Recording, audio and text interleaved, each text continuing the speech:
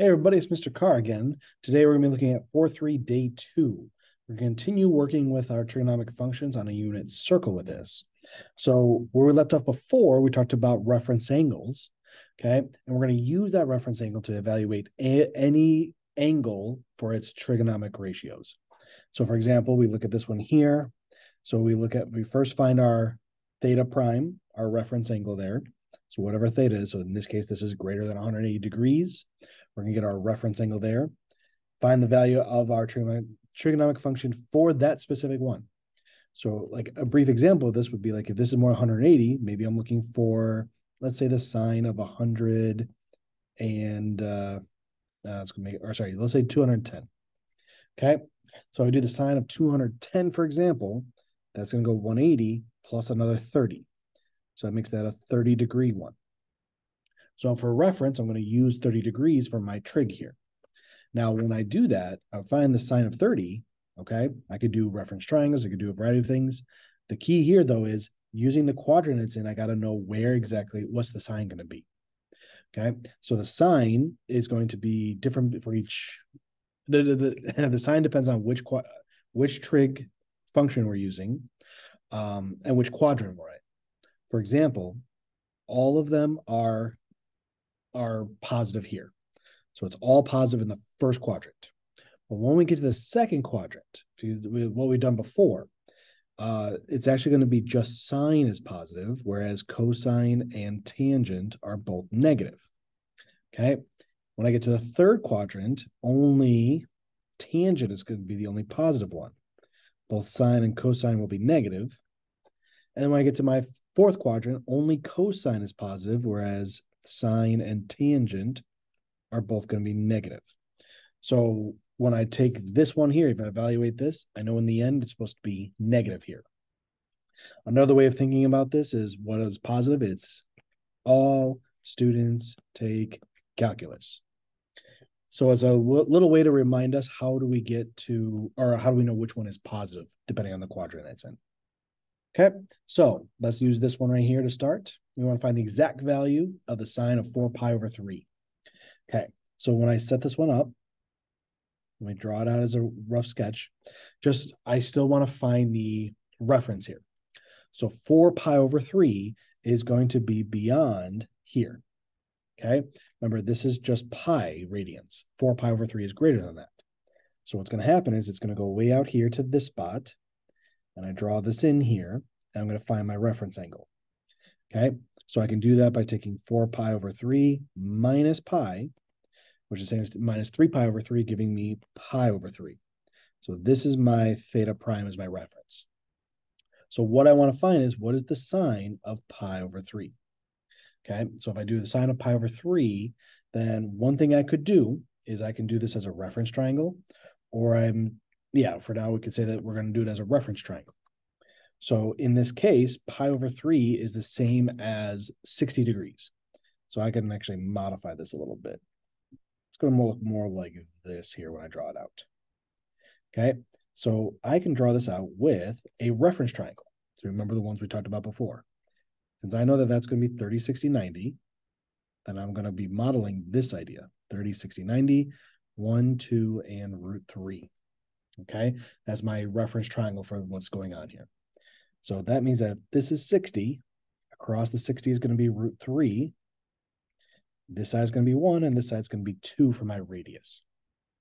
So if I want to do the sine of pi over 3, that would normally equal to the opposite of our hypotenuse, which is root 3 over 2.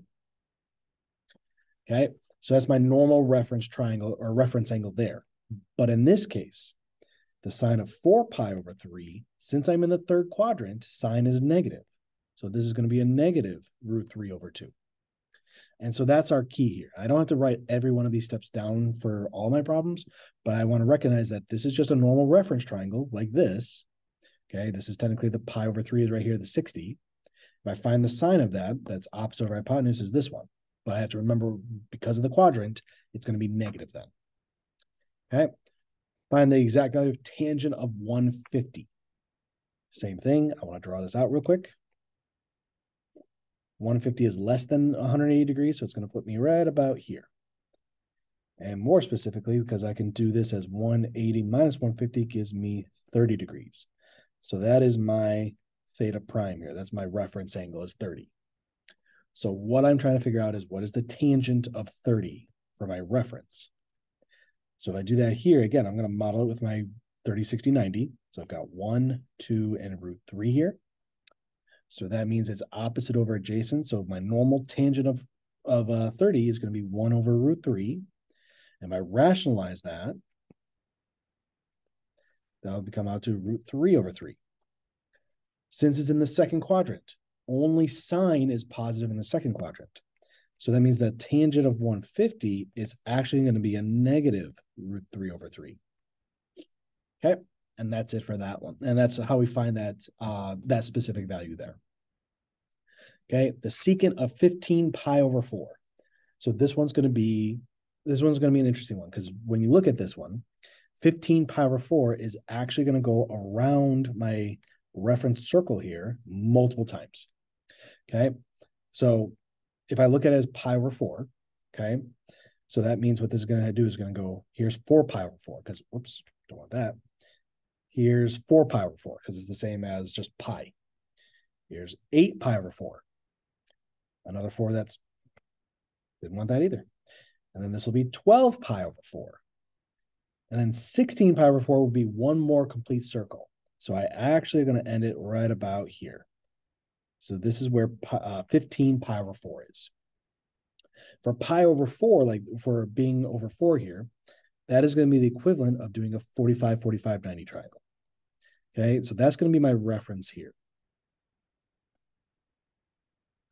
Okay, so it's 45, 45, 90, which is 1, 1, and root 2. So if I model that on here and I make this into a triangle, okay, it'll be 1, 1, and then the radius will technically be root 2.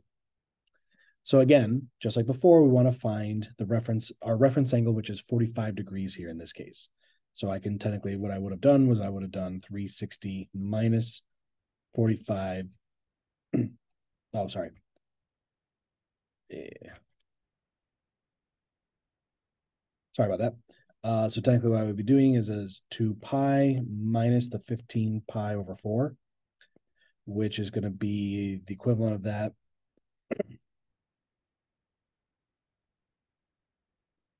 Sorry, 1 second here. So when I go around in that position, let me first find that. So it's coterminal with 15 pi over 4. Yeah, that's going to come out to, what is it? 7 pi over 4. That's what I'm actually doing, because this is going to go, if I look at it as 15 pi over 4, the coterminal, if I subtract 2 pi from that, okay, so I'm subtracting 8 pi, that's going to put me here at the same 7 pi over 4. So that's my coterminal spot. Now I can take 2 pi minus that, which is going to give me pi over 4, and that's my reference angle I'm using. And again, that pi over 4 is the same as 45 degrees here. Sorry about that. I got a little bit mixed up with my order of stuff. So what I would have done was draw this out as a reference to get to 15 pi over 4. To help me figure this out, I'm going to first subtract away the first circle. So I took 15 pi over 4 minus 2 pi.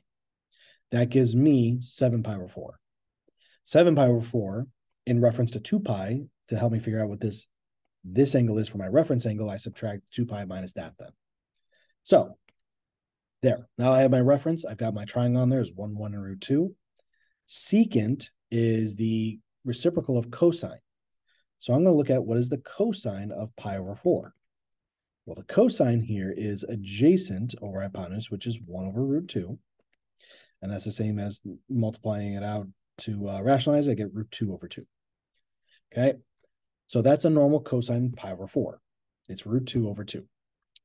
The quadrant it's in is in the fourth quadrant, and cosine is the positive one here. So that means the cosine of 15 pi over 4 is root 2 over 2. But we want secant, so we want to take the reciprocal of that. And I guess I didn't need to do the rationalizing here. I just got it in the habit of it.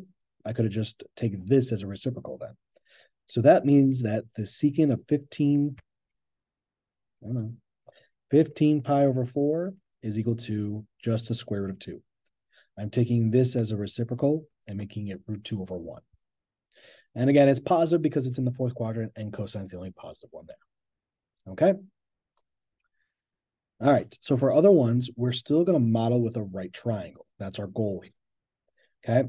So with this one, secant of theta equals root 29 over 5, where sine of theta is greater than 0. So keep in mind what this is saying. It's saying it's positive. So what I'm working with in this one is it's either in the first or second quadrant. So it's either the first or second. Okay. So secant of theta equals root 29 over 5. So in this case, because we're dealing with sine, we're just going to stick with where sine of theta is greater than 0. We're just going to stick with the first quadrant here because it's all positive as well. Remember, secant, this is going to be like cosine. So if the secant of theta is root 29 over 5, the cosine of theta is 5 over the square root of 29. So let me model that real quick on here. Okay. So this is my adjacent over hypotenuse. My adjacent side is 5, and my hypotenuse is root 29. So it's going to come out like this. I'll just say roughly like this. This will be root 29, and then this will be 5. And here's my theta here. Okay, so the secant of theta is secant of theta is where we had our hypotenuse over the adjacent. So we have that there. We have cosine of theta is done now. So if I want to figure out the rest of these, I need to figure out what the opposite side is. So we'll just call that, we'll call that x for now. So we can do Pythagorean theorem to start this problem, since we're dealing with a right triangle. So this is going to help me find our x here. So we got x squared plus 25 is equal to 29. So we'll subtract that over. X squared is equal to 4. Square root that, and I get 2. So now I have that last side. I can do the rest of these here. So that means the sine of theta will be the opposite 2 over the root 29, which if I rationalize that one, I'm going to have 2 root 29 over 29. I multiply that out. Tangent of theta is going to be the opposite 2 over the adjacent 5. We already know the secant, so we'll go to cosecant. Oops. The cosecant of theta is going to be the reciprocal of our sine function. So that's going to be root 29 over 2. And our last one is going to be the cotangent of theta, which is going to be the reciprocal of tangent. So 5 over 2. So I have all 5 of the ones I want from here. Okay. Last little bit of a word problem here. Student programming a 10-inch long robotic arm to pick up an object at point C, okay, and rotate through an angle of 150 degrees to release it into a container at point D. Find the position of the object at point D relative to the pivot point. So what we're kind of doing is just modeling this bit of a triangle. We have this right here. It's going to go out this way. Okay. It's going to have a hypotenuse of 10 here. Okay. This is what we're modeling with this scenario. So because of the 150, we can again model that. If that's 150, this has to be 30.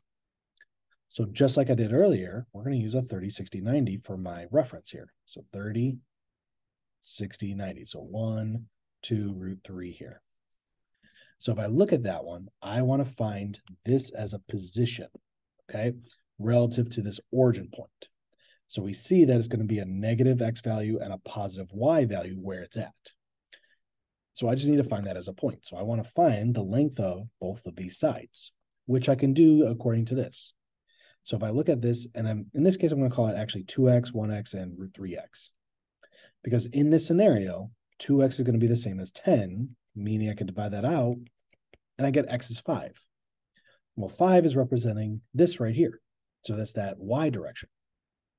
So that means my x direction is going to be root 3 times that. So if I look at all these positions, this will be 5, and then this is going to be 5 times the square root of 3. But as the position of the object, again, in reference to the origin point O, that is a negative 5 root 3 because it's going to the left and a positive 5 going up. So its position here is actually a negative 5 root 3, positive 5. Okay, and that is it for today. So again, we are looking at using this kind of a circle idea, understanding our quadrants of where we can evaluate our different trigonometric functions, and then modeling that using our special right triangles. All right. That's it for today. Take care, everyone.